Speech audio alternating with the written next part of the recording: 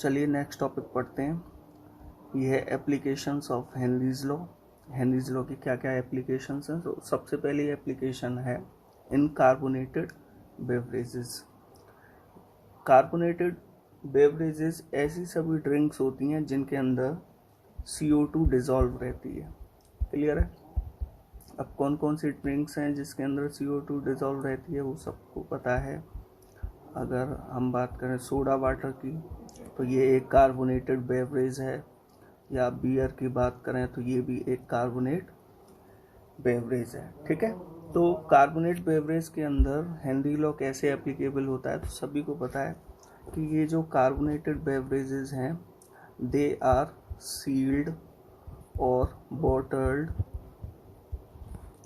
Under high pressure of CO2। ठीक है।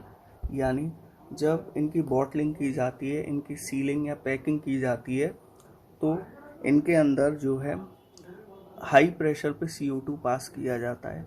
High pressure पर CO2 पास करने का रीज़न ये है कि प्रेशर जितना ज़्यादा होगा CO2 उतने ज़्यादा अमाउंट में जो है वाटर के अंदर सॉल्युबल हो जाएगी। अब जैसे ही हम बोतल को ओपन करते हैं, तो बोतल को ओपन करते ही जैसे ढक्कन खोलेंगे बोतल का, तो जो पार्शियल प्रेशर है CO2 का, वो पार्शियल प्रेशर क्या हो जाएगा, डिक्रीज हो जाएगा। और पार्शियल प्रेशर डिक्रीज हो जाने की वजह से जो है सॉल्युबिलिटी ऑफ CO2 डिक्रीज हो जाएगी, और उस वाटर के अंदर जितनी भी CO2 डिजॉल्व थी वो CO2 जो है बबल आउट हो जाएगी, यानी सॉल्यूशन में से CO2 बाहर आ जाती है। क्लियर है। अब सेकंड जो एप्लीकेशन है वो है डीप सी डाइवर्स। ठीक है। Deep sea diverse. ठीक है। डीप सी डाइवर्स का मतलब जो गहरे पानी में गोता लगाने वाले जो लोग होते हैं, जो समुद्र के अंदर बिल्कुल नीचे तले तक पहुंच जाते हैं, बॉटम तक पहुंच जाते हैं, ऐसे डाइवर्स को डीप सी डाइवर्स कहा जाता है।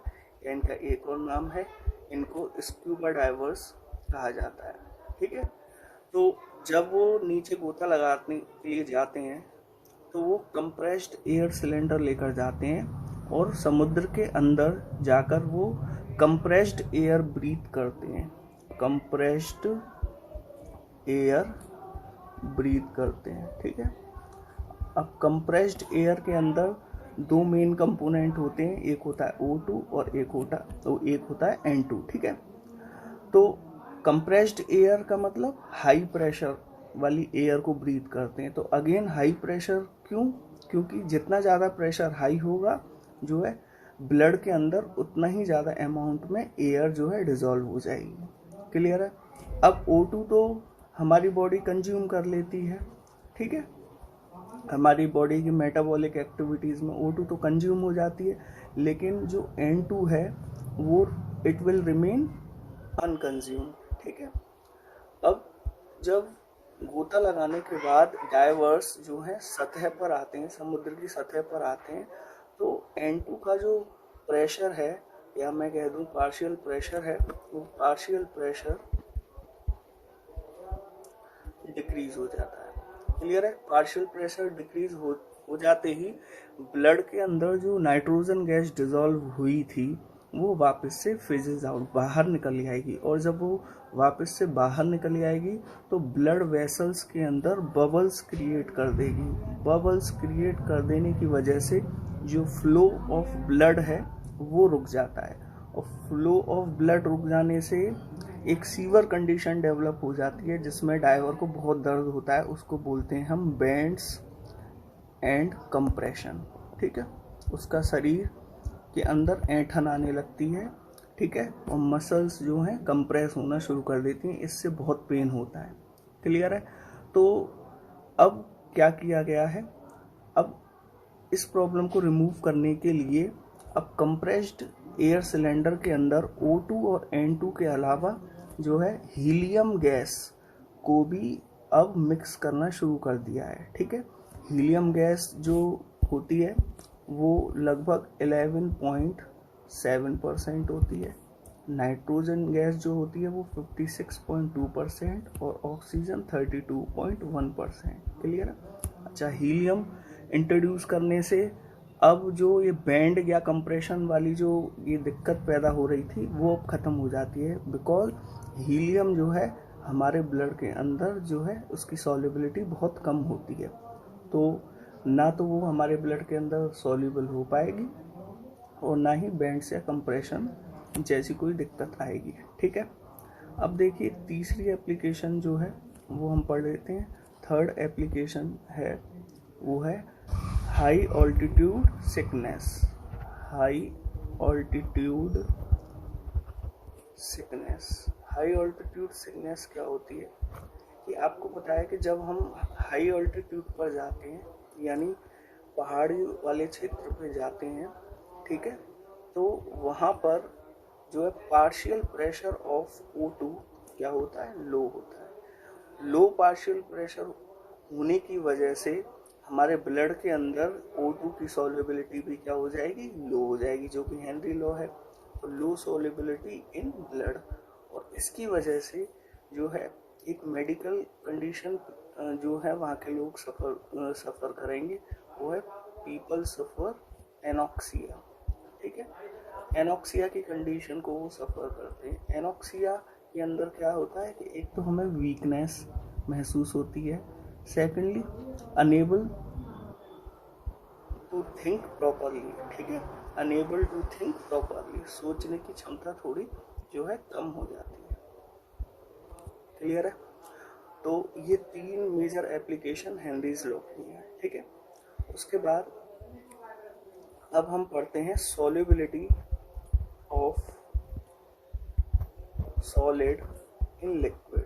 ठीक है, सॉलिड इन लिक्विड एग्जाम्पल, जैसे शुगर को हमने वाटर में डिजोल्व किया, यहाँ sugar that is solid, water liquid, यहाँ शुगर सॉल्यूट हुआ और वाटर सॉल्वेंट हुआ।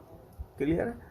तो solubility of solid in liquid के अंदर सबसे पहले तो आप ये समझिए कि जैसे मेरे पास एक गिलास पानी है और उस एक गिलास पानी में मान के चलिए मैं एक एक चम्मच करके शुगर जो है उसमें ऐड करता जा रहा हूँ। ठीक है, पहले एक चम्मच शुगर ऐड करी, उसको स्टिर करके शुगर को पूरा डिज़ोल्व कर लिया, फिर दूसरी चम्मच ऐड करी, ऐसे ही प्रोग्रेसिवली धीरे धीरे मैं उसमें शुगर ऐड करता चला जा रहा हूँ। तो एक समय ऐसा आएगा जब no more sugar can be added, एक कंडीशन ऐसी आ जाएगी कि शुगर उस वाटर के अंदर डिज़ोल्व होना बंद हो जाएगी।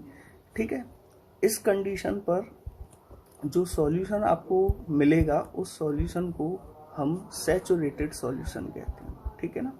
तो सैचुरेटेड सॉल्यूशन क्या होता है, ऐसा सॉल्यूशन जिसमें और ज़्यादा शुगर यानी कि सॉल्यूट न मिलाया जा सके, ऐसा सॉल्यूशन जिसमें और ज़्यादा अमाउंट में हम सॉल्यूट नहीं मिला सकते, उसको हम क्या बोलते हैं, सैचुरेटेड सॉल्यूशन बोलते हैं। ठीक है, अब देखिए कि ये सैचुरेटेड सॉल्यूशन मैंने आपको क्यों पढ़ाया, क्योंकि solubility of solid in liquid को हम इस तरीके से डिफाइन करते हैं कि the amount of solute dissolved in 100 gram solvent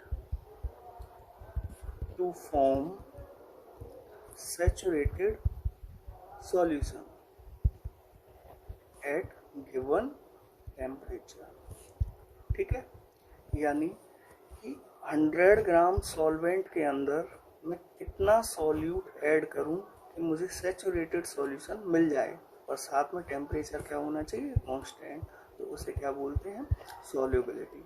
clear है। तो 100 ग्राम सॉल्वेंट में कितना सॉल्यूट डिसॉल्व हो जाए कि सैचुरेटेड सॉल्यूशन बन जाए, उसको हम क्या बोल देते हैं, सॉल्युबिलिटी। ठीक है, अब सॉल्युबिलिटी को कौन कौन से फैक्टर्स अफेक्ट करते हैं, फैक्टर्स जो सॉल्युबिलिटी ऑफ सॉलिड को अफेक्ट करते हैं। तो सबसे पहले नेचर ऑफ सॉल्यूट।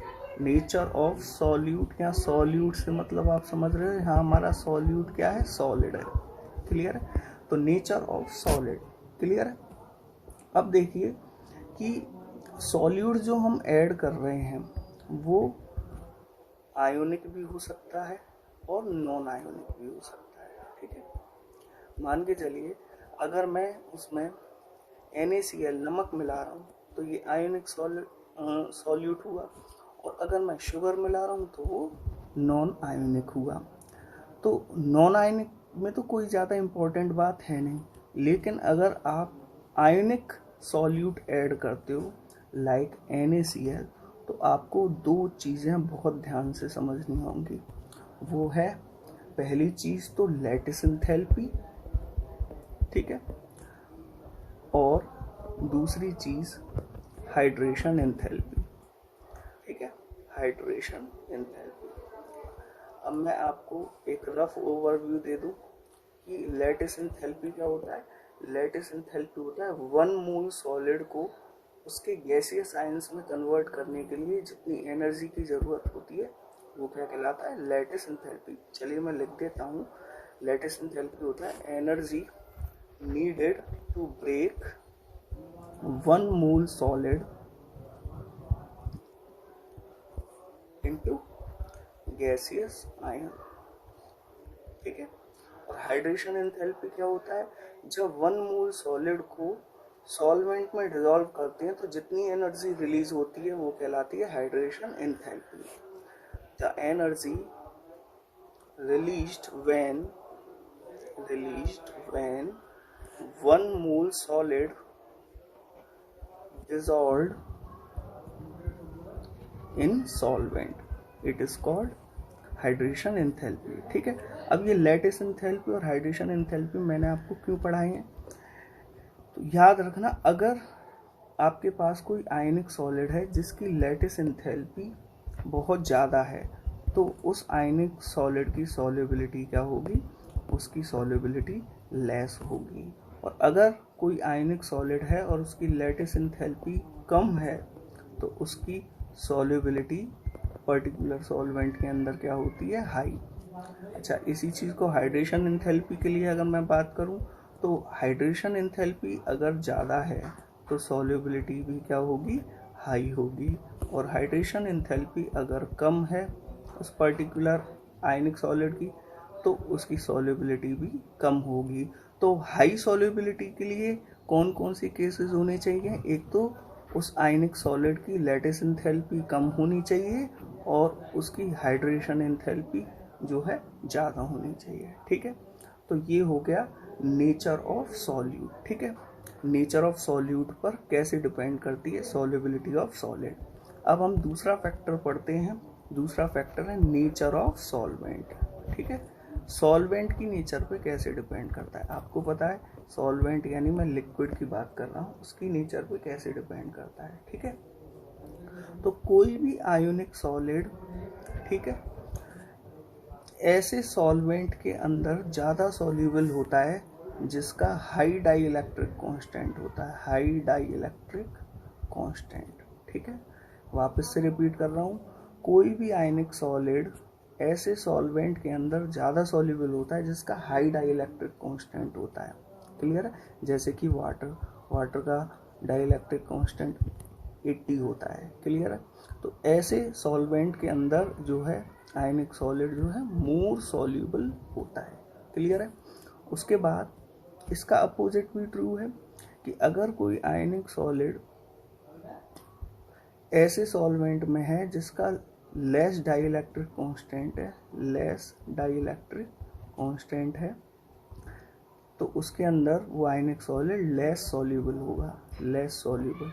जैसे लेस डाइइलेक्ट्रिक कांस्टेंट जैसे मीथेनॉल है, मीथेनॉल का डाइइलेक्ट्रिक कांस्टेंट कुल 33.5 ही रहता है। तो हम ये कह सकते हैं कि पर्टिकुलर आयनिक सॉलिड जो है वाटर के अंदर ज़्यादा सॉल्यूबल होगा एज कम्पेयर टू मीथेनॉल, क्योंकि वाटर का डाइइलेक्ट्रिक कांस्टेंट जो है ज़्यादा होता है। और एक तो यूनिवर्सल कंसेप्ट आप जानते ही हो, हमेशा सॉल्युबिलिटी के लिए लगेगा, वो है आपका लाइक डिजॉल्व्स लाइक का, लाइक डिजॉल्व्स लाइक प्रिंसिपल। तो ये है कि अगर कोई पोलर सॉल्यूट है तो वो पोलर सॉल्वेंट में डिजॉल्व होगा, और अगर नॉन पोलर सॉल्यूट है तो वो नॉन पोलर सॉल्वेंट में डिजॉल्व होता है, ठीक है। उसके बाद तीसरा फैक्टर जिस पर सॉल्युबिलिटी डिपेंड करती है वो थर्ड फैक्टर है टेम्परेचर। ठीक है, अब अगर मान के चलिए कि if dissolution of solid is endothermic, ठीक है, मान के चलिए आपने किसी सॉल्वेंट के अंदर सॉलिड को डिसॉल्व किया, डिसॉल्व करने के बाद इस प्रोसेस में हीट एब्जॉर्ब हो रही है, तो अगर ये एंडोथर्मिक नेचर की प्रोसेस है, डिसोल्यूशन ऑफ सॉलिड एंडोथर्मिक है, उस केस में सॉल्युबिलिटी जो है इंक्रीज होती है with increase in temperature, with increase in temperature. ये एक्चुअल में ली चैटलियर्स प्रिंसिपल है जो आपने 11th क्लास के अंदर पढ़ा होगा। ठीक है, एक वीडियो ली चैटलियर्स प्रिंसिपल पे भी मैं बनाऊंगा, वो तब आप वहाँ से देख लेना। ठीक है, अच्छा इसका अपोजिट भी ट्रू है। अपोजिट क्या होगा कि if dissolution of solid is exothermic, endothermic की जगह अगर एक्सोथर्मिक हुआ तो सॉल्युबिलिटी डिक्रीज करेगी विद इंक्रीज इन टेम्परेचर।